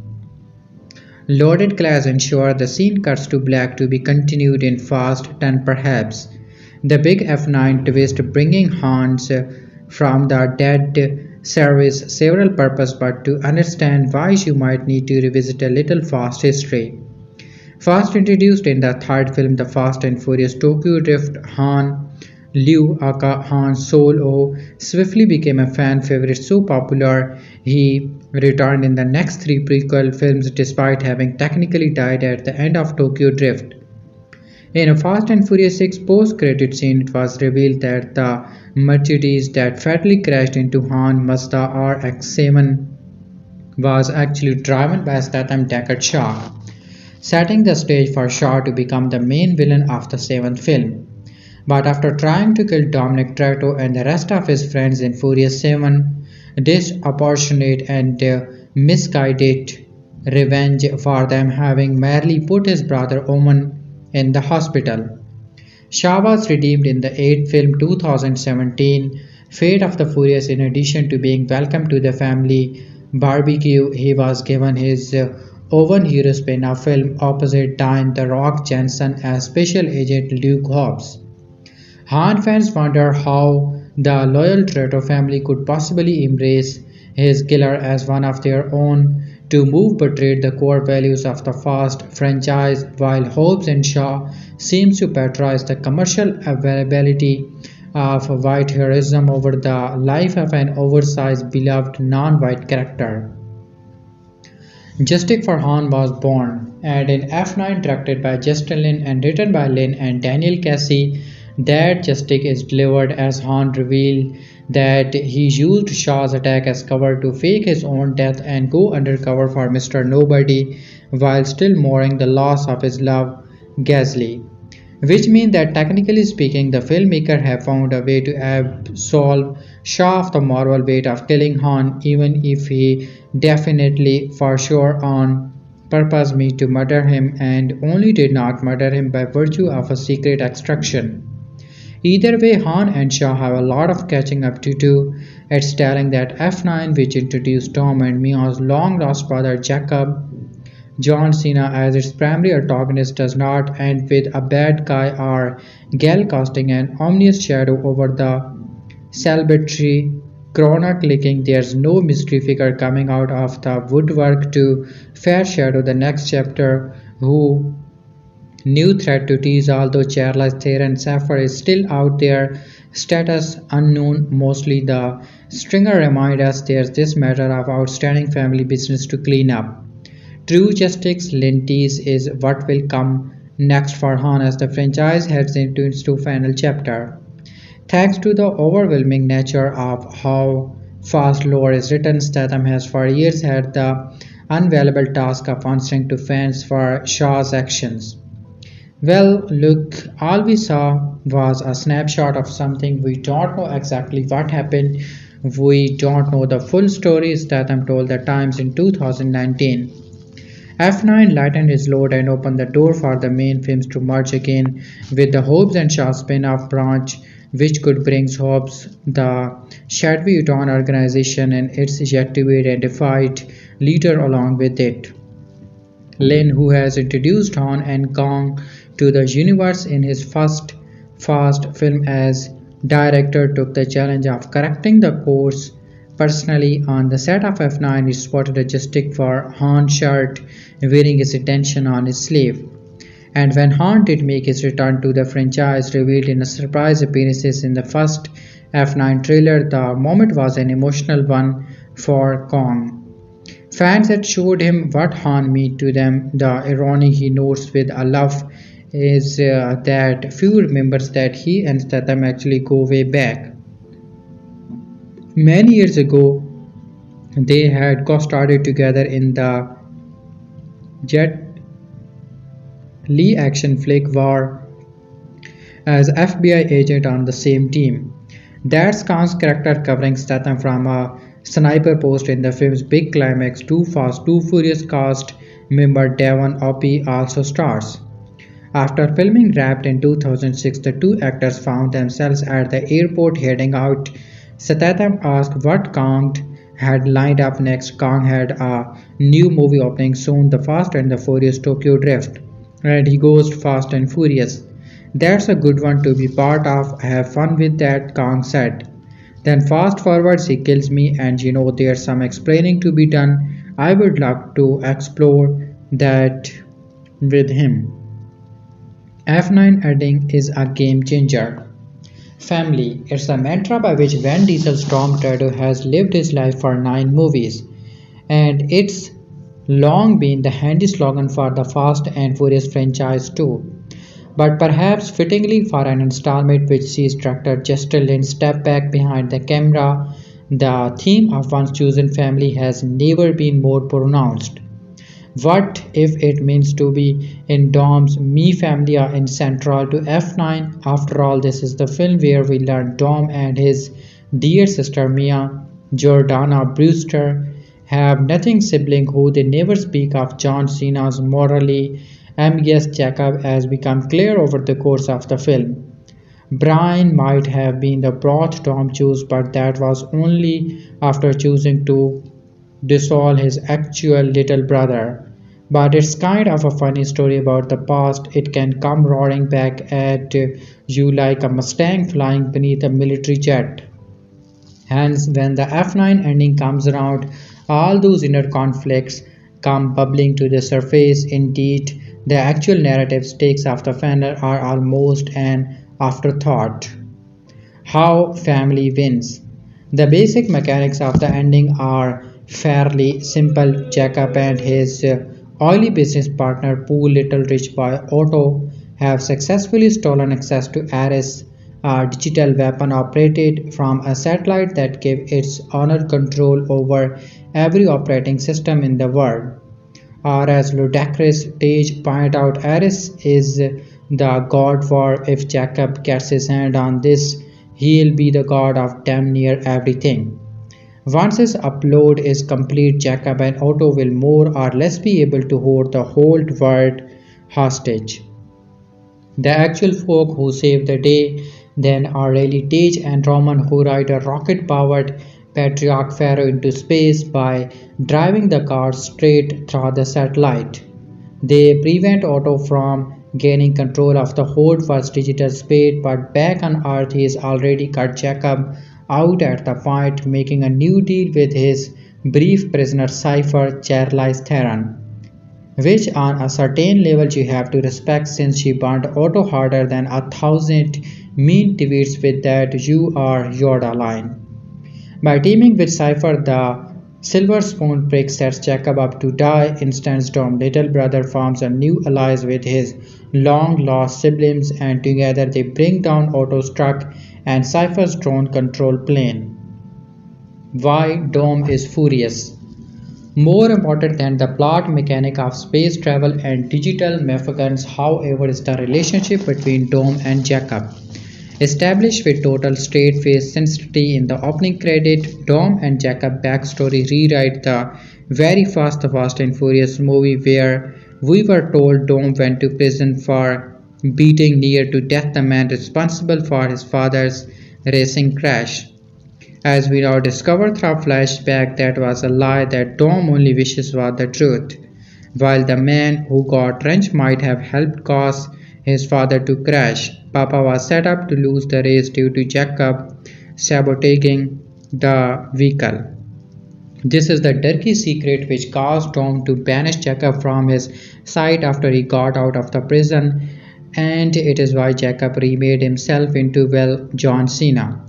He wanted to be his own man and a greater alpha than his big brother could ever dream of becoming. Dom Toretto, the ultimate Pater family's pushed his actual flesh and blood away and he has been attempting to replace him ever since.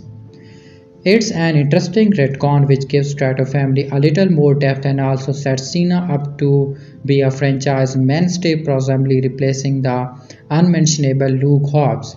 Dan Jensen, whose off-screen beef with certain co-star makes a return unlikely. Because of course Jacob really didn't try to kill his father, it was Dom's misunderstanding because their dad asked Jacob to help him throw the race. And through the compassionate influence of Mia, Jacob discovered he really still wants to be Dom's little bro. It's a nice sentiment, although it plays an interesting contrast to another major subplot in F9. Much of the film is rightly but bringing justice to Han, who died in Fast and Furious 6 Tokyo Drift. The timeline is complicated, yet his murder was forgiven and accepted as a member of the family in the Fate of the Furious. In F9, it's revealed that Han faked his death to protect a younger orphan named Ellie in Tokyo. Nonetheless, the man Dom thought killed another surrogate brother was invited to the family barbecue in the last movie. Jacob did not kill anyone in Dom's new family, but he did try to hurt Ellie, whose blood held the arrest access codes. He certainly kidnapped her and threatened an extended member of the family. It's also unclear if Jacob played a role in shooting down the plan Mr. Nobody was on before the movie started, but he did work with Cipher at the time, the woman who also killed the mother of Dom's child. We of course don't know if Mr. Nobody is alive or dead, but he was a close enough associate to Dom's akin that they wanted to investigate his disappearances and save him if they could. In other words, Jacob is only a few degrees removed from Jason Statham villainous Shah, who was so quickly forgiven. But then I suppose that's way was never learned Mr. Nobody's fate, nor is Jacob quite yet at the stage of being at the family checkout. That can come later as there are at least two more mainline Fast and Furious movies in the works. In the meantime, the film's closes on Dom once again at the grill. Tage and Roman have returned from space after spending weeks on the International Space Station. It's left ambiguous how there was enough food or oxygen for their unplanned visit and how this was not a global incident. Also, would international governments as them as heroes for stopping a terrorist like Cipher? And if so, would that not be front page story around the world? Whatever, they are back from orbit and are now chilling in East LA with Tom. As food is put on the table, everyone waits for the one person whose chair remains empty, while the movie has the good grace not to CGI Paul Walker's face into another scene. The unseen driver running late to the dinner is, of course, Brian. At least in this universe, the reunion is whole. And if you stay for the post credits, Han may yet truly bury the hatchet with the family's most controversial member, Jason Statham, but that's another story for another time. Jason Statham, F9, the final scene and the return of a key character. F9 is finally out in theaters after a lengthy delay, and Dr. Justin Lin latest Fast and Furious movie helps pave the way for the final two films in the Fast Saga. Let's take a look at what happened as the new films comes to close. And not the ones on cars, we have already discussed what happened in the mid-credit scene when Jason Statham Deckard Shaw show comes face to face with Song Kong's Han after seemingly killing him on the streets of Tokyo. So let's back up a little and talk about what happened at the end of the film proper just before the credits roll. While his entire franchise has explored theme of family over the years, F9 makes that idea literal by introducing Jakob Toretto, the estranged brother of Dominic and Mia. But he has happened several times already. Jakob begins the film a villain but ends it as another member of Dom's crew. It even ends when Dom, referring that someone once gave him a 10-second scar in the original movie, and here passes that favor on to Jacob to help him escape. That person, of course, is Brian O'Connor, the undercover cop character who was played by Paul Walker before his tragic death in 2013, who is in the blue Nissan at the end of F9. The ninth installment in the Fast and Furious franchise, directed by Justin Lin, sees Dominic Toretto, Vin Diesel, reuniting with his estranged brother Jakob. The film includes a lot of familiar faces from past films, including the Fast and Furious Tokyo Drift crew, who have surprisingly become rocket scientists living in Norway. The movie is the most fractured entry in the Fast and Furious, as Roman and Tage go into space and not even Fast X could spot F9's ambitiousness. However, while F9 has so many unanswered questions, ones that were not even answered in Fast X, the biggest mystery is much more grounded. At the end of F9, Dom's invited everybody back to the newly rebuilt house for a barbecue. Dom points out that there's an empty chair, to which Mia confirms he is on the way. Dom looks behind him and smiles when he hears a car speed along the street, though it is not confirmed. The presence of the blue car from Fast and Furious hints at the arrival for another beloved character who has been off-grid for a while. Brian was in the blue car in F9. The blue car in F9 is a Nissan and suggests that the identity of the driver is none other than Brian O'Connor, who watched over his and Dom's kids in F9 but was noticeably absent. While Brian O'Connor cars have multiplied and grown into an impressive collection over 7 films. He is mostly known for driving blue Nissan's GT-RS. This means that the appearances of this exact car in the F9 ending confirms Brian is still around.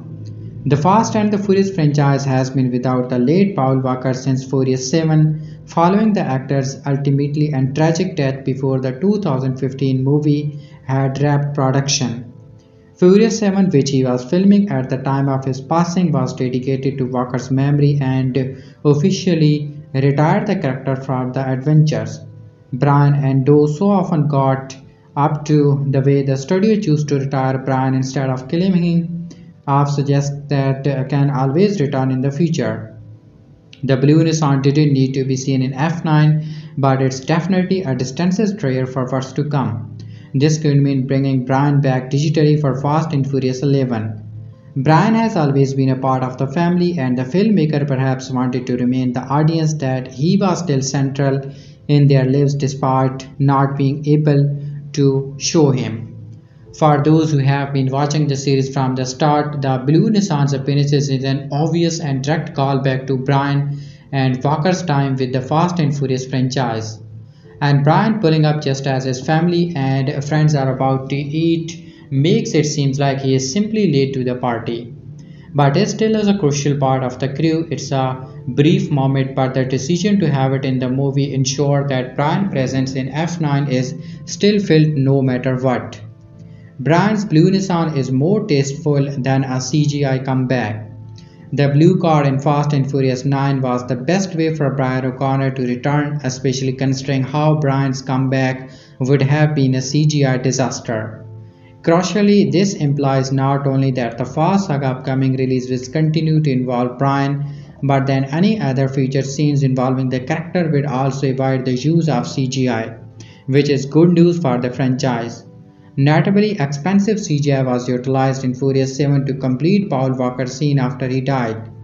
Despite the attention to detail by filmmakers and the Veta VFX team, they still only barely pulled off using CGI to recreate the character.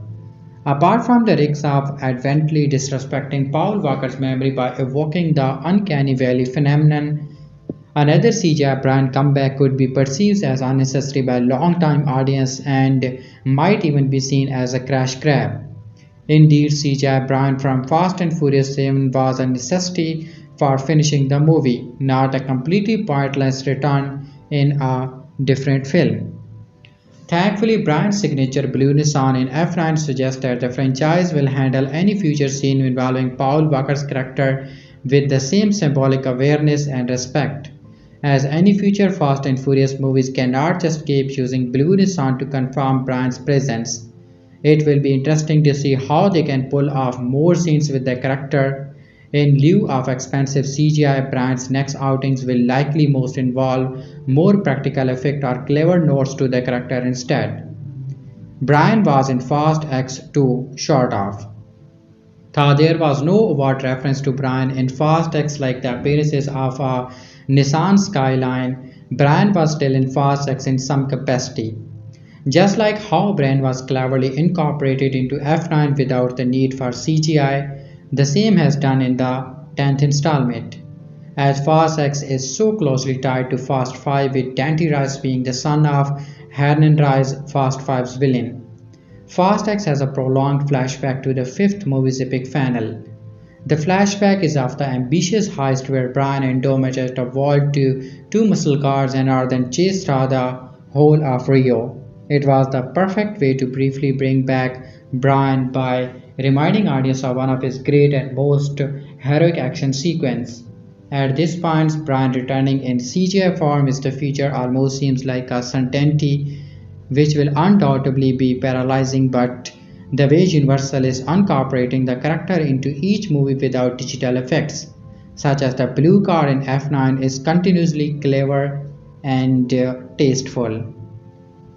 The ending of X9 is a recording series in which we explore the final's secret and theme of interesting movies and shows. There are several reasons to be excited about F9, the Fast Saga. Directed by Justin Lin returns to inject his sensibilities into the Fast and Furious franchise he redefined with Tokyo Drift. The new movie jumps hurdle, off-ramp and flashback is an effort to explain the familiar connection between Dom, played by Vin Diesel, and Jakob, played by John Cena, and justice is finally given to Han, played by Song Kang, who died and lived and died again via the saga's complicated timeline, or is it? When F9 finally wrap up and brothers turns enemies are turned brothers again, that's the Fast Saga way. We are left with a little resolution between two key figures, Han and his killer Deckard Shaw. That's not too surprising. Statham filmed the main Fast and Furious movies alongside John Jensen, with the spin-off Fast and Furious present Hobbs and Shaw. He's got his own thing going on and we cannot expect his refugee to play punches with the old team, especially if the guy he panicked is aiming to dismantle him. As the credit roll on F9, we are left with an empty feeling. Song Kang's surprise appearances in the trailer is what sent most of us screaming to the internet. From his franchise introduction, Han stole every scene. Kang was so adored that after he died in Tokyo Drift, he was brought back for Fast and Furious, Fast 5 and Fast and Furious 6, which bizarrely made movies that should have been sequels, prequels, whatever. The filmmaker don't worry about it until they did. The mid-credit scene in Fast and Furious 6 revealed that Han's apparent death was not the result of the Drift King race as previously imagined in Tokyo Drift. No way, in fact, his death was a revenge killing committed by Shah for what Dom's crew did to his little brother Luke Evans in Part 6. Then again, let's take a big sigh. F9 takes another savage regarding Han ferry crash. Apparently, Mr. Nobody saw it coming. In fact, the super spy ringmaster needed the Tokyo Drift accident to happen so that they could fake Han's death and plunge him into the shadows. After Giselle, played by Gal Gadot, died in the sixth film, Han retreated to the third film. He threw himself into the guards, street racing, and snacks. We thought seeing the American teenager drifter was what revitalized his spirit into action, but as we learned in F9, Han was already up to his old trick under Mr. Nobody's tutel. A Japanese scientist foolishly created a device that grants his user total access to every single computer on the planet. With his deadly Mofcon, Jakob and his treacherous partner could control every nation's nuclear armament, and that's just for starters. Mr. Nobody cannot allow this to happen. He hires Han to sneak into the scientist's house and fetch the device. While Han is cracking his safe, another group of assassins storm the premises, killing the husband and wife outside and nearly murdering their daughter. Ellie, Han rescues the child and in process discovers that her DNA is the key to unlock the device. As long as Eel is protected, no one can access the Doomsday weapon.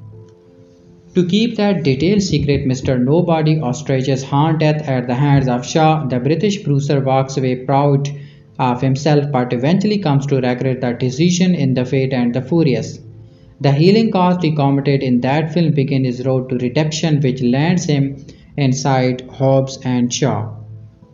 Was Han ever in the Tokyo Drift car? It's hard to say. As experienced in F9, Han is burning alive 1 second and the next he is safely standing next to Mr. Nobody is a darkening ally.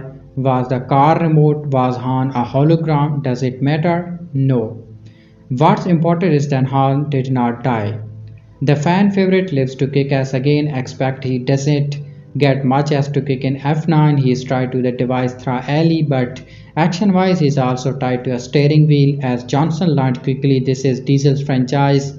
Even fan favorite have to take the back seat. Whatever justice for Hans we are seeking is found during F9 mid-credit. Stranger Deckard Shaw makes his first appearances in the film at that moment. He has trapped some poor goon inside a buffel bag and he is unleashing holy hell upon him. Wham bam crack smack, the fist and the kicks come fast and furious. But just as he is about to punch some truth out of the goon, there's a knock on his door. Shaw hates to have a serious torture section disrupted. In a huff, the greet the intruder. There stands Han. When the screen goes blank, the audience releases a collective awe. Confrontation denies. See your next movie.